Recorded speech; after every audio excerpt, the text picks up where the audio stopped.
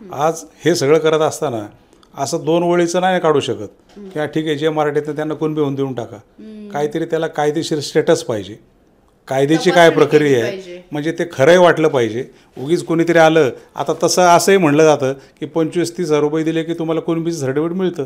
मिळणारे काढतात ते कुणबी काही आज नाही. त्यावर अनेक इलेक्शन पिटिशन दाखल झालेत की काही मराठा पश्चिम महाराष्ट्रातल्या पुण्यातले आहेत, काही सातारचे लोक आहेत, मराठा आहेत, पण त्यांना माहिती आहे कुणबीमध्ये गेलं की आपल्याला रिझर्वेशन मिळतं. रिझर्वेशनमधून तिकीट मिळवण्यासाठी खोटे कुणबी प्रमाणपत्र मिळवलेत. माझ्याकडे काही केसेस आहेत, आत्ता नाही गेले 10-15 वर्षापूर्वीच्या केसेस आहेत. ही फॅक्ट आहे, ही फॅक्ट आहे. पण आता ह्या GRमध्ये जे लिहिलं आहे ना की हा कंप्लायन्स तर आपण केलाच पाहिजे. मला जर कुणबीचं सर्टिफिकेट पाहिजे घरात बसून तर मिळणार नाही. तुम्ही प्रतिज्ञापत्र करायला पाहिजे. आज तुमचा शाळेचा दाखला हरवला, नवीन दाखला पाहिजे असेल तर तुम्हाला प्रतिज्ञापत्र द्यावं लागतं. खोटं प्रतिज्ञापत्र कर हा गुन्हा आहे.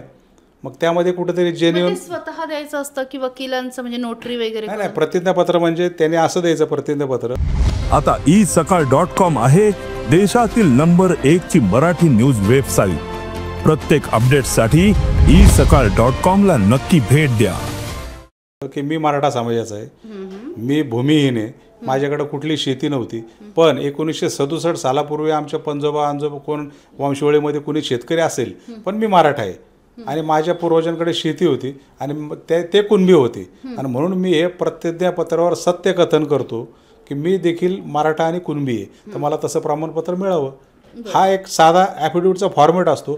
जर स्वतः करून द्यायचं, मी ॲडव्होकेट मिलिंद पवार असं प्रतिज्ञापत्र लिहून देतो की मी ह्या मराठा समाजाचा आहे, माझ्या पूर्वजांकडे शेती होती, ते कुणबी होते, पण आज माझ्याकडे दाखवला कागदोपत्री पुरावा कुठलाच नाही, हे मी सत्य प्रतिज्ञेवर कथन करतो. जर माझं ॲफिडेव्हिट खोटं निघालं तर माझ्यावर कारवाई होईल, ते द्यायलाच पाहिजे. शेवटी विषय काय आहे की मराठा समाजाच्या बाजूने कुठलंही आरक्षण नव्हतं आजपर्यंत, त्यांना कुठला पुरावा नव्हता. नाही, ते 500 रुपयाच्या स्टॅम्पवर करावं लागतं. हां, आणि शेवटी लिगल प्रोसेस आहे. एक आपण डोळ्यासमोर आणलं पाहिजे की मराठा समाजाच्या बाजूने कुठला कायदा नव्हता, आपण आरक्षणामध्ये बसत नव्हतो. अनेक वर्ष आपण मागणी करतोय, जे कुणबी आहेत ते ओबीसीचा फायदा घेत आहेत ही वस्तुस्थिती आहे. पण राहिलेल्या मराठ्यांना जर कुणबी ट्रीट करून आरक्षणाचे फायदे घ्यायचे असतील तर हा कंप्लायन्स कागदोपत्री पुरावा देणं क्रमप्राप्त आहे. तर सर याला जोडून एक प्रश्न की जर तुम्ही ते खोटं दिलं तर तुम्हाला म्हणजे तुमच्यावर कारवाई होऊ शकते का? खोटं जर प्रतिज्ञापत्र दिलं तर आता भारतीय नवीन कायद्यातले कलम बघावं लागतील. पण IPCचे जे कलम आहेत 191-92 CRPC आहे, त्यानुसार तुमच्यावर फौजदारी कारवाई होती. खोटं शब्दावर प्रतिज्ञापत्र करणं हा गंभीर गुन्हा आहे. आणि त्या ॲफिडेव्हिटमध्ये सुद्धा हल्ली उल्लेख केला असतो.